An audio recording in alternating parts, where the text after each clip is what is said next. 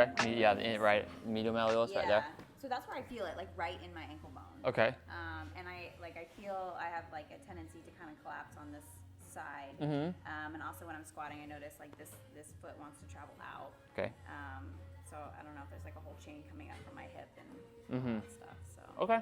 That's the main concern. I saw there was a shoulder thing too, right? Yeah. I definitely have some kind of lack of activation. Okay. I want to say it's this side.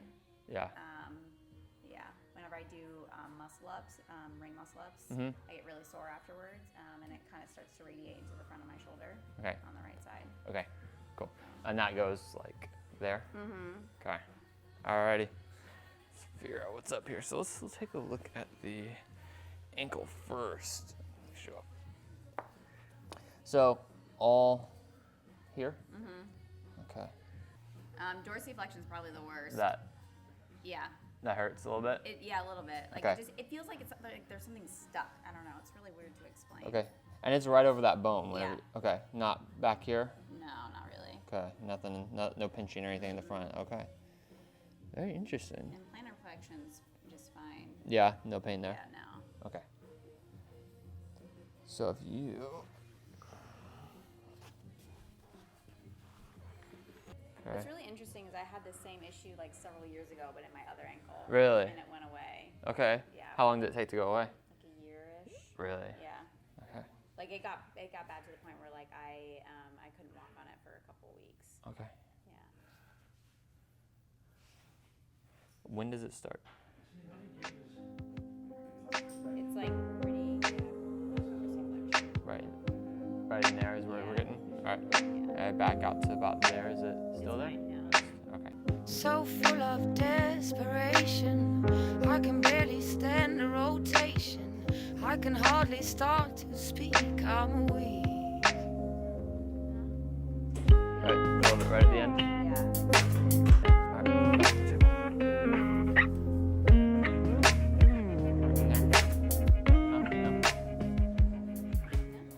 All good? Or do I want to go this end? A little bit. It just feels like, I don't know, it's weird, like something sticks. Okay. So if I hold the tendon, we're good. Fine, yeah. And then I let go.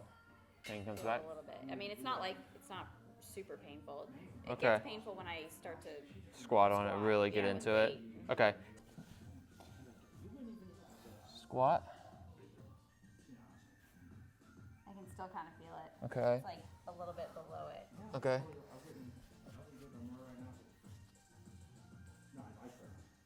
Go. Okay, good. Go. That's better. That's better here. Okay.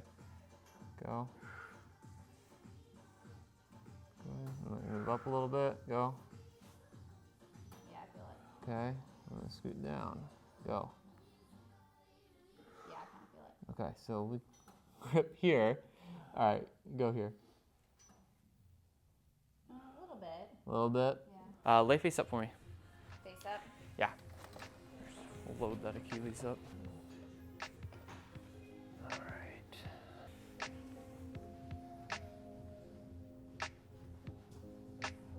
All right, so don't overpower me. Okay. It will be very easy for you too from this position, but just kind of lightly 2 out of 10, press your foot down into my hand.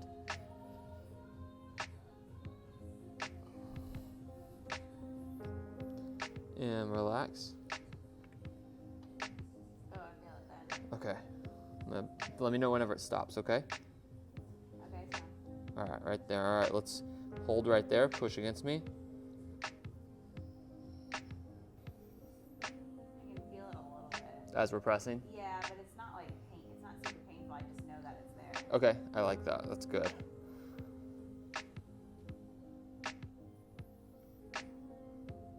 Good. Feeling okay? All right, and relax. Okay. All right, let's try squatting.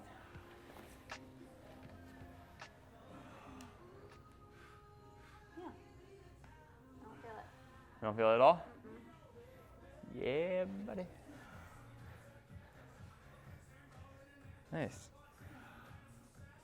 Okay, now we just have to figure out how can you replicate that on your own. Yeah. Okay. So it is coming from the Achilles tendon, Okay. which we found. That's good. We know that now. Because think the longer you get a muscle on stretch, Yeah. okay, the more stress you're going to throw into the tendon. Okay? So basically full squat, dorsiflexion, Yeah. you get into this full ankle mobility, Right. your soleus Achilles tendon is on full stretch. So, and because it has to stabilize you in the bottom position, that's where you're starting to feel it, is right on that like it's so end range Yeah. that like, I think of it as how deep of a hole have you dug, you know? Yeah. Like it's full in range. So you're actually pretty good. You know, it's not like bothering you just to walk around. Right. So we just gotta kind of replicate what we just did there. But basically what like the isometric loading like we just did it kind of modifies the pain a bit and kind of lets your body know, hey, it's okay, we're safe here, you're strong, we're not gonna tear our Achilles off by doing a squat. Yeah. Right? That kind of feels like it's like something's like, I don't know if it's like neurologically, it's like stopping me from Yeah. wanting to go. Yeah, and you know that first contraction that we did, like I was at your in range, Yeah. and as soon as you released it, like we went way further into it, and all we had, it was just like that switch in your brain was like, hey, like, oh, that wasn't bad. Okay. Like, and it let us go there. So let's see how we can kind of mimic that load. Be like this,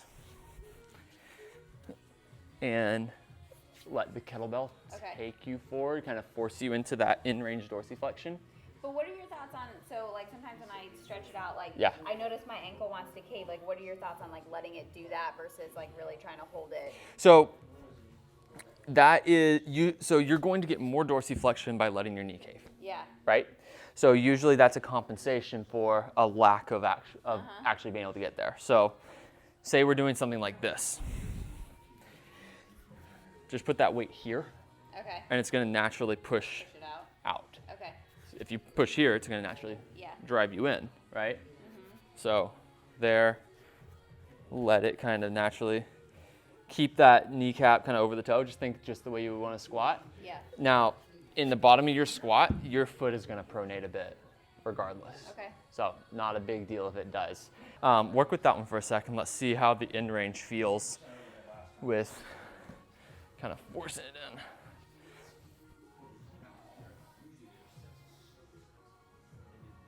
Yeah, I start to feel it right there. You start to feel it there? All right, perfect.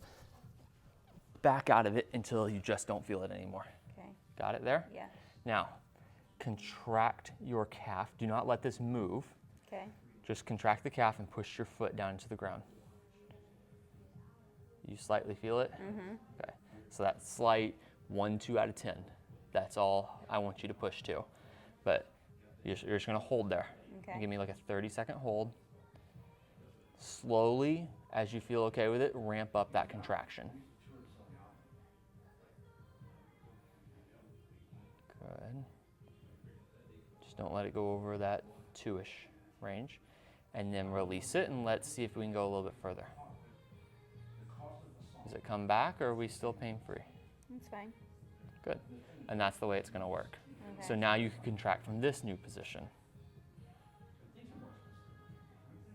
And this, you're still holding an arch. Okay. You know, like you're not completely pronated collapsed. This is pronated, but it's not over pronated, right? There's a difference, and so don't get too caught up on it. There you go. And what you're going to find is that as you're able to give a full hard contraction at the full in range of where this could actually go, Yeah. it's no longer going to bother you. Okay. You just have to load it enough and just do it every day, and you'll start to build resiliency in that Achilles Okay. again. And then, no load is going to bother you anymore. So It's like retraining it almost. it's absolutely. Okay. We're just basically what you're doing is you found the weakest link in your chain. All you're going to do is you're just going to build resiliency in the weakest link so that everything else can function the way it's supposed to. Okay.